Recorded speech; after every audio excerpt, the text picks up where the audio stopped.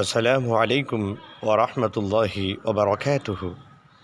உங்கள் அனைவரின் மீதும் ஏக இறைவனின் சாந்தியும் சமாதானமும் உண்டாகட்டுமாக. சிந்தனைக்கு சில மணித்துளிகள்.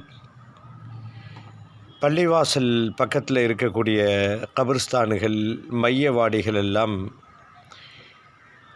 சில ஊர்களில் பார்க்கிறோம். சீரியல் லைட்டுகளால் அப்படியே பளபளப்பாக அலங்கரிக்கப்பட்டிருக்கும். கூட்டம் கூட்டமாக மக்கள் உள்ளே செல்வார்கள். சில இடங்களில் பெண்களும் செல்கின்ற வாய்ப்புகள் உண்டு.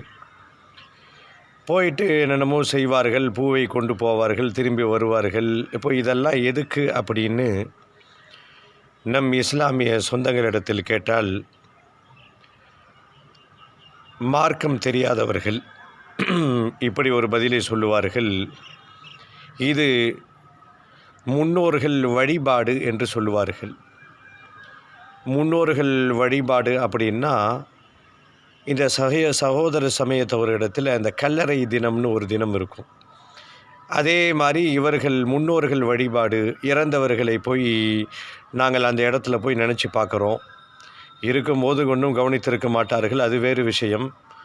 நாங்கள் போய் அவருக்கு பிடிச்சமான குரலை கொண்டு போய் கபரில் வைக்கிறோம் என்றெல்லாம் சொல்லி கொண்டு இந்த நிகழ்வுகள் பரவலாக அரங்கேறி வருகிறது.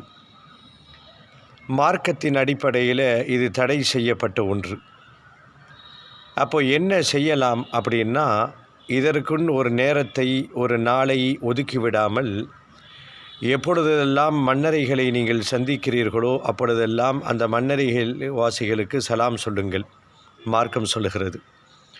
சொல்லிட்டு ஒரு அற்புதமான துஆவை சொல்லித் தருகிறது. அதனுடைய சாரம், அதனுடைய சுருக்கம் என்னன்னா, நீங்கள் முன்னால் சென்று விட்டீர்கள், நாங்கள் பின்னால் வரவிருக்கிறோம் என்பதை உணர்த்தும் விதமாகத்தான் மார்க்கம் ஜியாரத்தை அனுமதித்திருக்கிறதே ஒழிய, அதை ஒரு பிக்னிக் ஸ்பாட்டாக ஆக்குவதற்கு மார்க்கம் மிகவும் உறுதியாக, கண்டிப்பாக இதை தடை செய்கிறது.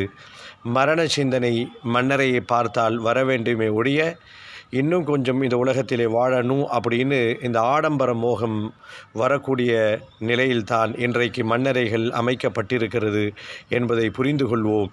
நேரான வழியில் பயணிப்போம். புரிந்து கொள்வதற்கு இறைவன் அருள் புரிவானாக.